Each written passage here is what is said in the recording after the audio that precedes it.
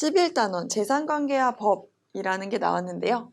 재산관계는 뭔가 돈과 관련된 거를 말하죠.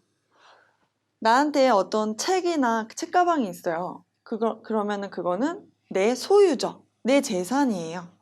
또 내가 살고 있는 집 혹은 자동차 이런 게 재산이 되는 거죠. 그래서 먼저 계약이라는 개념이 나왔는데요. 계약이라는 걸 설명해 보면 계약은 약속이에요. 약이라는 글자가 있죠. 읽어보면 일정한 효과를 발생시킬 목적으로 사람들 사이에 이루어지는 약속, 서로 우리 어떤 계약을 하자 이렇게 양 당사자 간의 의사가 일치가 되면 그때 바로 계약이 성립이 돼요. 예를 들어보면 대표적인 게 바로 매매계약이라는 게 있죠. 사고 파는 거, 또 차용, 돈을 빌리는 거, 집을 빌리는 거 이런 게 바로 계약이 돼요. 이를테면 친구랑 오늘 학교 끝나고 우리 놀러 가자. 3시에 만나. 이러면 이런 건 별로 계약이 아니죠.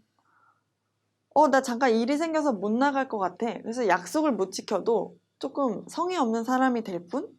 그걸로 내가 막 소송당하고 이러는 건 아니에요.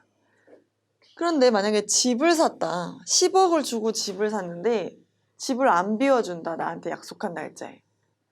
그러면 이건 계약이죠. 그래서 나는 약속을 안 지킨 상대방에 대해서 소송을 할 수가 있죠. 그래서 이런 계약이라는 건 법률 효과가 발생된다. 법적으로 뭐가 된다는 거예요. 그래서 이 법에 써 있는 약속을 안 지켰을 때 내가 이거를 소송을 통해 강제를 할 수가 있어요.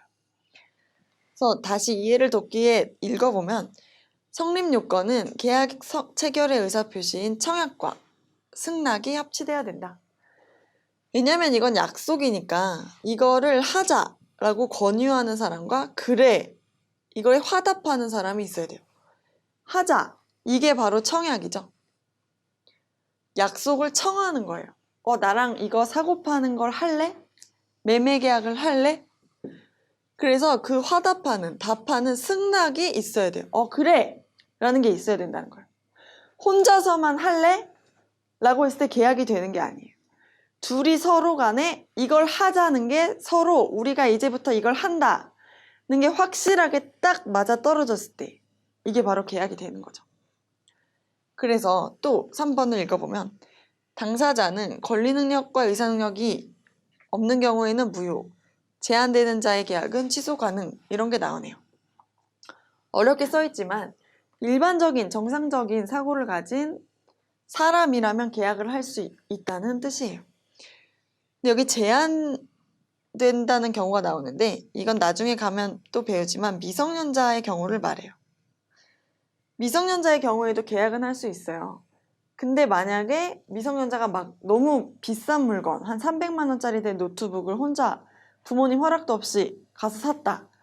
이러면 부모님이 이 계약을 취소할 수 있다. 이런 뜻이에요.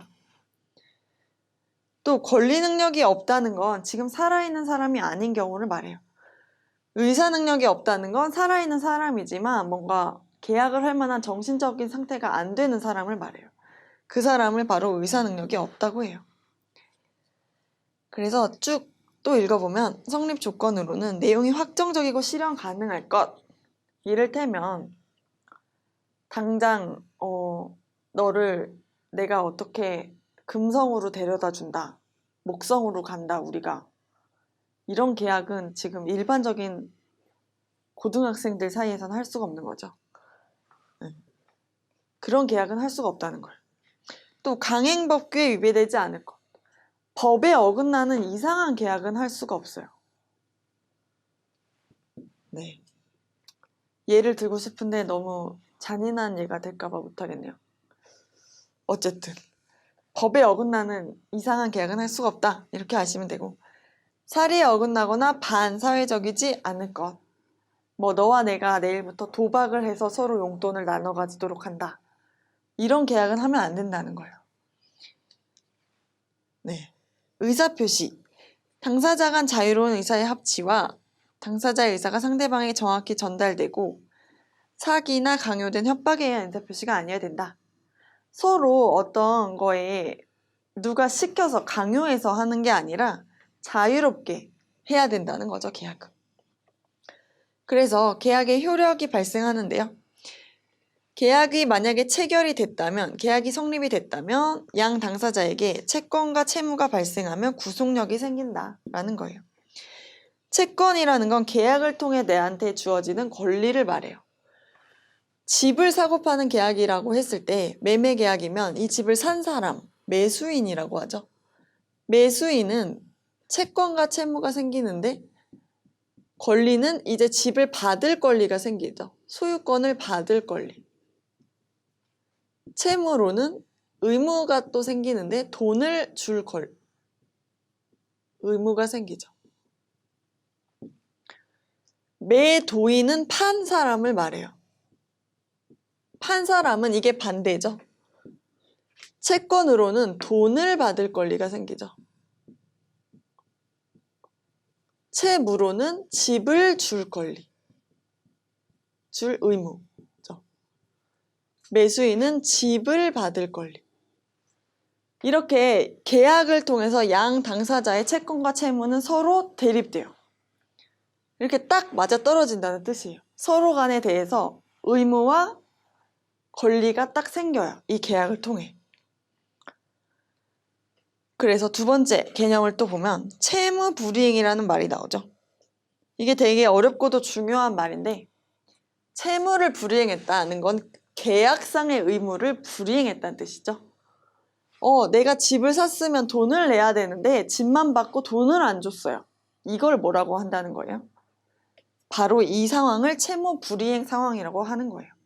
계약상의 의무 있는 사람이 자기의 의무를 하지 않은 거, 이행하지 않은 거죠. 그래서 만약에 내가 지나가다가 그냥 아무 나랑 상관없는 사람의 발을 밟아서 뭐 상처를 냈어요. 실수로. 그럼 이게 채무 불이행인가요? 이건 채무 불이행이 아니에요. 그 사람과 나는 아무 계약 관계가 없어요. 그런데 내가 집을 사기로 해놓고 집만 받고 돈을 안 줬다거나 돈을 빌려놓고 돈을 정해진 날짜, 약속한 날짜에 안 갚았다거나 하면 그게 바로 채무 불이행이 되는 거예요. 계약상의 의무를 불이행한 거. 그래서 이 개념은 시험 문제에 계속 나오기 때문에 잘 알아두셔야 돼요. 갑이 을한테 채무를 불이행한 게 맞냐? 그러면 뭘 봐야 돼요? 갑과 을이 서로 계약 관계가 있는지를 봐야 되는 거죠. 서로 계약을 한 사람이냐? 그 양 당사자 간에 어떤 계약을 한 사람이 아니라면 채무 불이행이 됐다고 말하기 어려운 거죠. 네, 문제를 풀면 이제 무슨 개념인지 더 이해가 잘 되실 거예요. 그 다음으로 살펴본 건은 이제 무효와 취소라는 개념인데요. 무효는 처음부터 무효인 거를 말하고요. 한 번도 효과가 발생한 적이 없어요. 취소는 처음에는 효과가 발생을 했는데 중간에 가다가 우리 이 상태, 이 지점부터 우리 이때부터 그냥 계약 없애자. 중간에 취소를 하는 거예요. 그래서 이 두 개념도 또 시험에 잘 나오니까 일단은 이런 개념이 있다는 걸 알아두시면 돼요.